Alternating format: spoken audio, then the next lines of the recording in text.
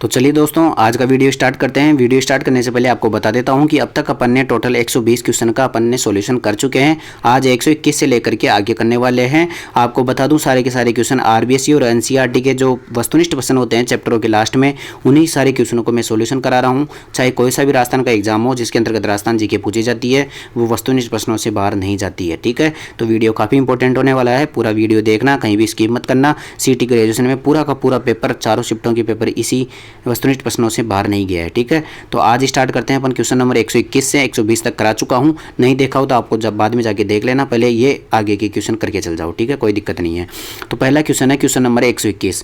भाई, जो स्वतंत्रता संग्राम सेनानी एवं शहीद सागरमल गोपा का संबंध किससे है? तो सागरमल गोपा का याद रख लेना, संबंध था जैसलमेर से। जैसलमेर रियासत से सागरमल गोपा का संबंध था। ठीक है, तो आपको ऐसे भी याद रख लेना, सागरमल गोपा है वह जैसलमेर प्रजामंडल की स्थापना भी की थी। किसने की थी? सागरमल गोपा ने जैसलमेर प्रजामंडल की स्थापना भी की थी। ठीक है, इसके बाद में क्वेश्चन नंबर 122 है, राजस्थान में अर्जुन पुरस्कार के समान कौन सा पुरस्कार दिया जाता है? जैसे पूरे भारत में दिया जाता है अर्जुन पुरस्कार, वैसे राजस्थान में इसके जैसे ही महाराणा प्रताप पुरस्कार दिया जाता है। कौन सा दिया जाता है? महाराणा प्रताप पुरस्कार दिया जाता है। अब आप मुझे कमेंट करके बताओगे कि महाराणा प्रताप पुरस्कार के अंतर्गत कितनी राशि दी जाती है। ठीक है, ये चेंज होती रहती है, लेकिन अभी कितनी डिसाइड कर रखी है वो मुझे कमेंट करके बताओ। क्वेश्चन नंबर 123 है, निम्नलिखित में से कौन सा स्थल राजस्थान की 1857 की क्रांति का केंद्र नहीं था? यानी कि कहाँ पर 1857 की क्रांति नहीं हुई थी? तो जयपुर में नहीं हुई थी, अपने को पता। अजमेर में नसीराबाद से तो स्टार्ट हुई थी, फिर नीमच में हुई थी, आवा में भी हुई थी। जयपुर में 1857 की क्रांति का विद्रोह नहीं हुआ था। ठीक है, अच्छा क्वेश्चन था एक।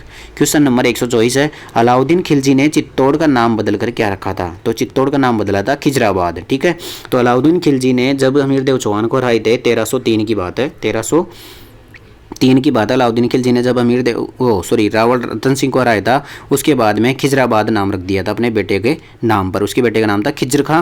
खिज्र खां के नाम पर खिजराबाद रख दिया था। किसका? चित्तौड़गढ़ किले का नाम। ठीक है, इसके बाद में क्वेश्चन नंबर बढ़ते हैं 125 की ओर।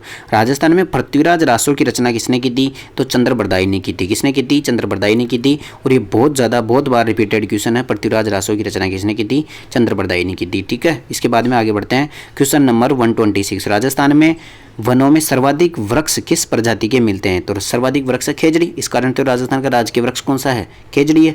आप मुझे ये बताओगे कि राजस्थान के जितने भी अपने को राजकीय प्रतीक चिन्ह है उनको याद कर लेना। वृक्ष हो, चाहे उसका पशु हो, पक्षी हो, खेल हो, नृत्य हो, गीत हो, सारे के सारे राजकीय याद कर लेना। ठीक है, एक बार मैं ढंग से स्पीड में बता देता हूँ। राजकीय गीत, राजकीय नृत्य। राजकीय गीत तो कौन सा है? केसरिया बालों पधारो हमारे देश। राजकीय नृत्य कौन सा है? घूमर। राजकीय वृक्ष कौन सा है? खेजड़ी। राज्य पुष्प कौन सा है? रोइडा। राज्य पशु कौन सा है? दो है, चिंकारा और ऊंट। तो घरेलू श्रेणी में तो ऊंट आ जाता है, और राजकीय श्रेणी में कौन सा आ जाता है? चिंकारा आ जाता है। इसके बाद में बात करें वो अगर कौन सा हो गया, राजस्थान का जो राजकीय खेल है वो कौन सा है? बास्केटबॉल है। ठीक है, इनको ढंग से याद कर लेना। इसके बाद में क्वेश्चन नंबर 127 की ओर बढ़ते हैं।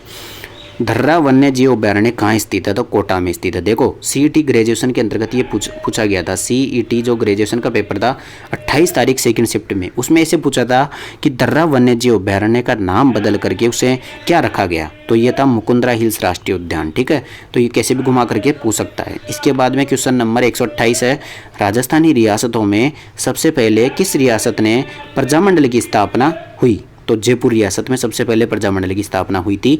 कब हुई थी ये? जयपुर में 1931 में। कब हुई थी? 1931 में जयपुर रियासत में सबसे पहले प्रजामंडल की स्थापना हुई थी। इसके बाद में बात करते हैं अपन। देखो, एक क्वेश्चन ये पूछा जाएगा एग्जाम में बार बार, भाई जो जयपुर प्रजामंडल था इसका संस्थापक कौन था? तो कर्पूर चंद्र पाटनी था। कौन था? कर्पूर चंद्र पाटनी इसके संस्थापक थे। क्वेश्चन नंबर 129 क्या कहता है? राजस्थान एकीकरण कार्य का श्रेय किस व्यक्ति को है? तो राजस्थान का जो एकीकरण किया था उसका श्रेय किसको जाता है? सरदार वल्लभ भाई पटेल को जाता है। किसको जाता है? पूरे भारत में सरदार वल्लभ भाई पटेल ने एकीकरण किया था। इसके बाद में क्वेश्चन नंबर 130 को कहते हैं, राजस्थान दिवस कब मनाया जाता है? तो 30 मार्च 1949 को राजस्थान जो शब्द था, राजस्थान को मतलब स्वीकृति मिल गई थी, इस कारण से 30 मार्च को राजस्थान दिवस मनाया जाता है। ठीक है, इतना याद हो गया। इसके बाद में क्वेश्चन नंबर 31 क्या कहता है? राजस्थान के इतिहास के प्रणेता कहे जाते हैं? तो कर्नल जेम्स टोड। ठीक है, तो राजस्थान के इतिहास के प्रणेता कौन है? Colonel James Tod. Colonel James Tod का एक क्वेश्चन पूछा जाता है, घोड़े वाले बाबा किसको कहा जाता है? घोड़े वाले बाबा किसको कहा जाता है? कर्नल जेम्स टोड को कहा जाता है। ठीक है, घोड़े वाला बाबा। इसके बाद में आगे बढ़ते हैं अपन क्वेश्चन नंबर 132 की ओर। तो क्वेश्चन नंबर 132 कहता है, मेवाड़ की किस शासक के समय में मेवाड़ मुगल संधि हुई थी? तो मेवाड़ और मुगल संधि हुई थी अमर सिंह के टाइम पे। देखो महाराणा प्रताप के बेटे का नाम था अमर सिंह, ठीक है, महाराणा अमर सिंह के बेटे का नाम था कर्ण सिंह। उसने दबाव बनाया था, तब जा करके अमर सिंह ने मुगलों से अधीनता स्वीकार कर ली थी और मेवाड़ मुगल संधि हुई थी, ठीक है। कब हुई थी? 1615 में हुई थी, ठीक है, जहांगीर के टाइम पे, ठीक है, इसको याद कर लेना, क्योंकि 1605 में जहांगीर शासक बन गया था, इस कारण से 1615 में मुगल मेवाड़ संधि हुई थी, ठीक है। डेट ढंग से याद कर लेना, मुगल मेवाड़ संधि कब हुई थी? 1615 में हुई थी और अमर सिंह के टाइम पे हुई थी, महाराणा प्रताप के बेटे के टाइम पे, ठीक है।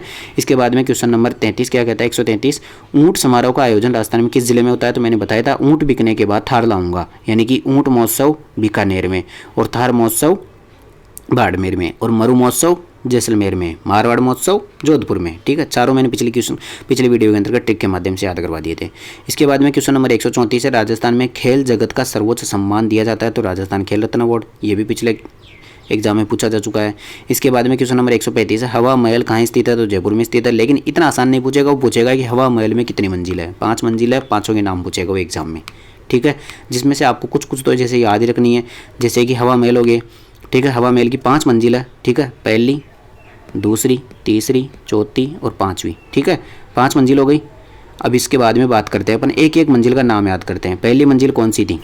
पहली आ जाएगी सरद, कौन सी हो जाएगी? सरद या सवाई प्रताप सिंह ने बनवाए थे, इस कारण से प्रताप, कौन सी हो जाएगी? सरद या प्रताप। दूसरी, इसके बाद में तीसरी कौन सी हो जाएगी? विचित्र। दूसरी कौन सी हो जाएगी? रत्ना, ठीक है, तीसरी कौन सी हो जाएगी? विचित्र। चौथी कौन सी हो जाएगी? प्रकाश। और 5वीं कौन सी हो जाएगी? हवा, ठीक है, इतना हो गया। इसके बाद में आगे बढ़ते हैं क्वेश्चन नंबर 136 की ओर। राजस्थान में प्रथम तेल शोधनशाला कहाँ पर, यानी तेल रिफाइनरी कहाँ पर स्थापित की गई थी? पंचभद्रा बाड़मेर में, ठीक है। राजस्थान की एकमात्र तेल रिफाइनरी कहाँ पर है? पंचभद्रा बाड़मेर में, ठीक है। तो ये हो गए अपने 136 क्वेश्चन टोटल, ठीक है। तो अब तक मैंने टोटल 136 क्वेश्चनों को लगभग 3 से 4 वीडियो के अंतर्गत कंप्लीट करा दिया है। 136 तो क्वेश्चन सीधे इनके साथ में मैंने 4-4 क्वेश्चन हर क्वेश्चन में एक्स्ट्रा में बताए हैं जो एग्जाम में पूछे गए हैं, ठीक है।